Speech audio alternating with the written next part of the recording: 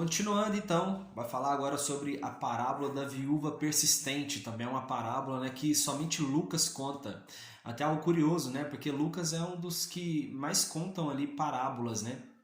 E outra coisa interessante também de Lucas é que você vê que Jesus ele estava contando parábolas porque ele estava observando um comportamento nas pessoas, como por exemplo, nessa parábola da viúva persistente, ele vai contar essa parábola com a intenção de advertir ali os seus discípulos a orarem constantemente. Então, nessa parábola conta, né, que numa cidade pequena havia um juiz que ele não temia a Deus, não temia ninguém. E aí uma viúva, ela sempre estava indo ali, né, pedir para que esse juiz resolvesse a causa dela. E ela insistia, insistia, insistia. Então, com o tempo, aquele juiz pensou o seguinte: olha, eu vou resolver a causa dessa mulher para que eu me livre dela, né? Já quero resolver isso logo. Então, daquela mesma forma, né, Jesus está com essa parábola e diz para os discípulos: olha, dessa mesma forma, né, Deus vai ouvir vocês, se vocês fizerem isso insistentemente. Sabe? Insistam na oração. Sejam como essa viúva que fez isso com esse juiz.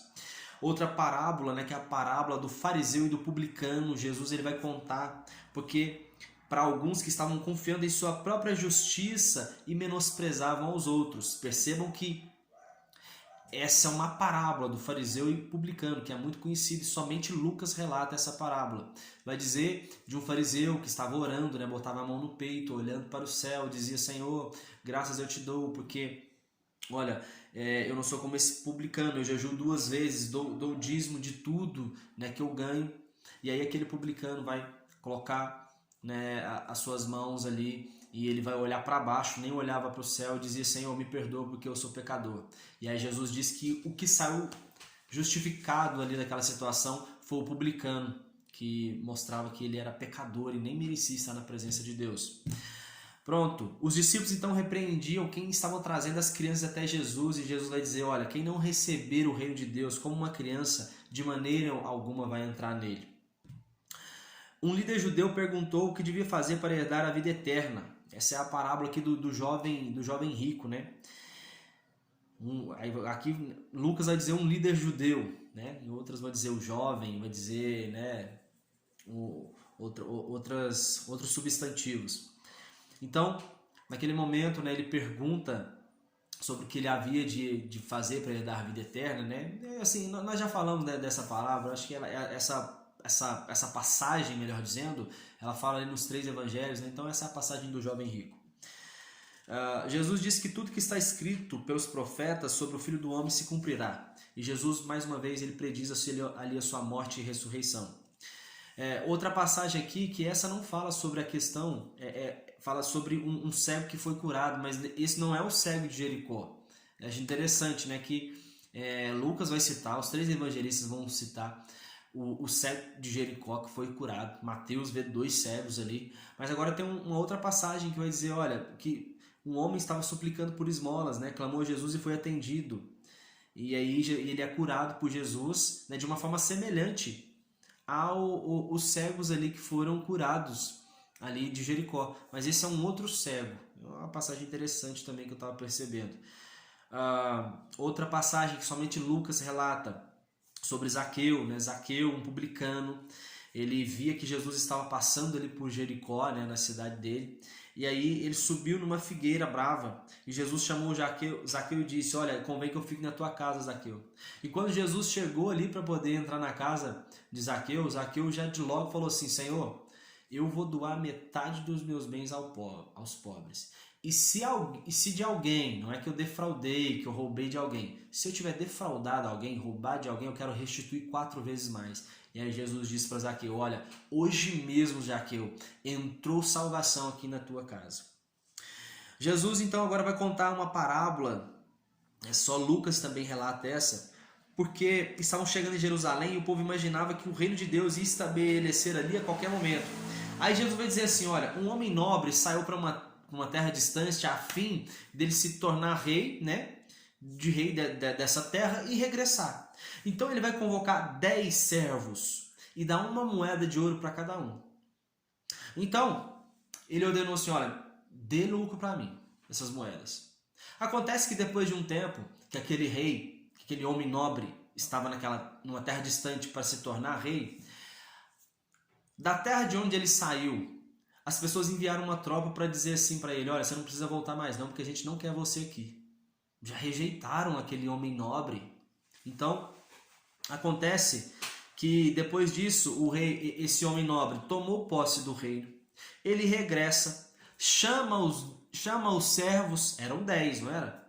Olha só que interessante, era 10 servos. E aí, a Bíblia começa a nos dizer agora que ele vai chegar e vai dizer assim: Senhor, tu me deu uma moeda e eu fiz render 10 vezes mais. E aí aquele homem vai dizer assim: servo bom, então você vai governar agora sobre 10 cidades. Pronto, chega o segundo. Meu segundo e disse assim: meu senhor, eu fiz render as tuas moedas 5 vezes mais. Toma aqui, 5 moedas. Ele: olha que servo bom, agora tu vai também governar por 5 cidades. E aí chamou um terceiro servo. E aí esse terceiro servo vai dizer assim: Senhor, eu guardei essa moeda aqui porque eu tive medo de você, porque o senhor é um homem mau e tal. Engraçado, para só nesse aqui. Esse aqui não fez render nada não. Mas cadê os outros 7? Eles nem apareceram. Os outros 7 nem apareceram. Então o Senhor ele vai ordenar agora aquele homem que só tinha uma moeda para que tirasse a moeda dele e desse para o que tinha 10 moedas. E aí a conclusão dessa parábola é que quanto mais, né, aquele que não tem, até o pouco que tem ele será tirado. Agora aquele que tem, né, ele receberá muito mais, né? E aí termina dizendo que todos que se levantaram contra o reinado daquele homem nobre, né? Lembra daquela comitiva que eles enviaram dizendo: olha, você não precisa voltar mais não, que a gente não quer você como rei. Então mandou executar a todas essas pessoas. Jesus então agora vai entrar em Jerusalém, né? E Jesus ele manda os 2 discípulos para poder pegar um jumentinho ali para Jesus montar nele. E Jesus chegando em Jerusalém, o povo estendia seus mantos pelo caminho, né? Colocava também ali pedaços de ramos.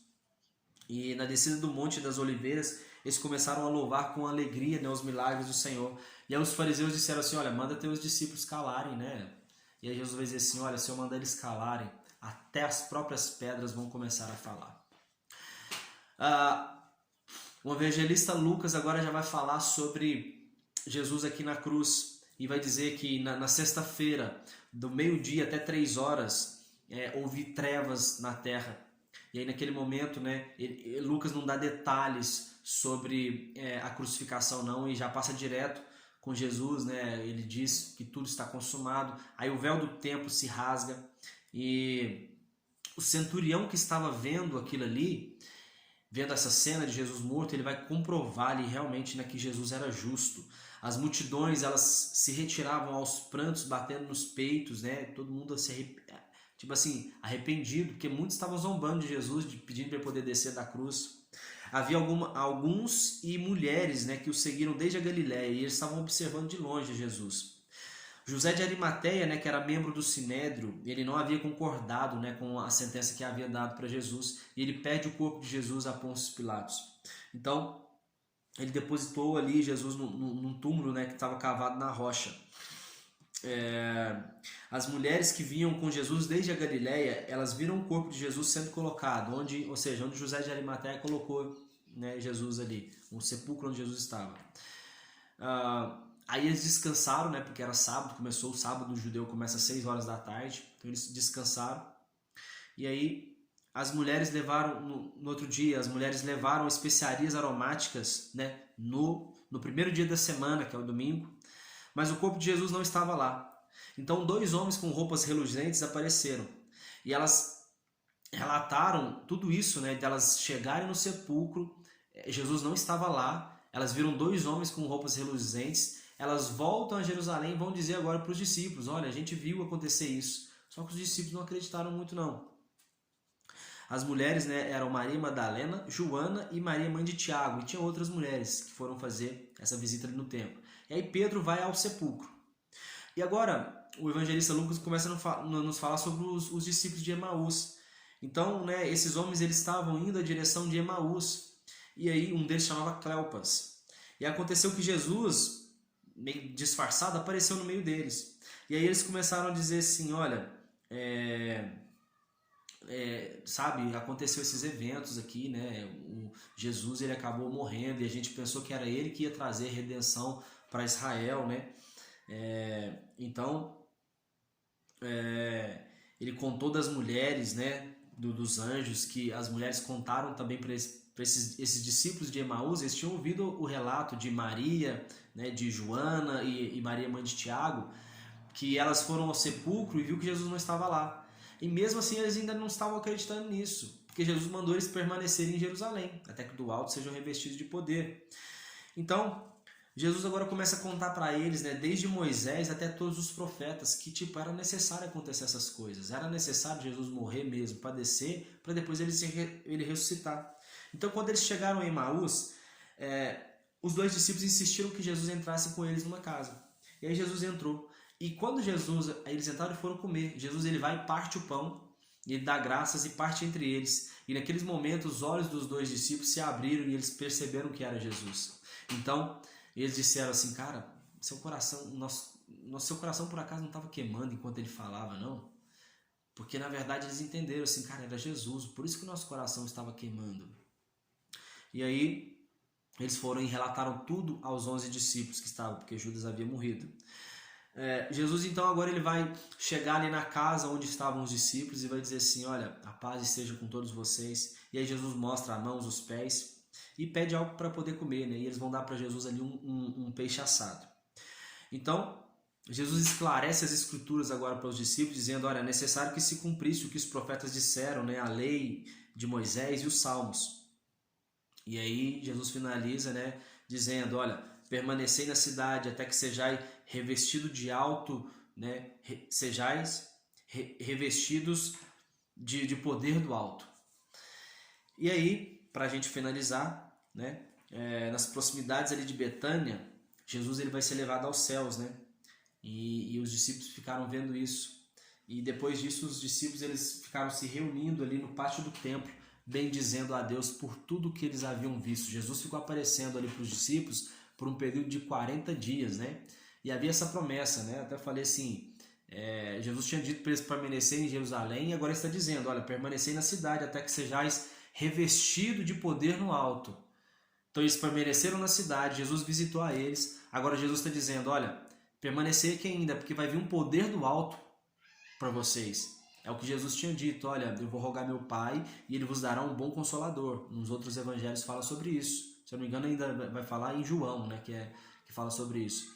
Mas eles cumpriram e realmente, né, vai acontecer isso depois na descida ali do Espírito Santo em Pentecostes. E assim a gente termina o Evangelho de Lucas. Que Deus abençoe a cada um de vocês em nome de Jesus. Um grande abraço e até mais.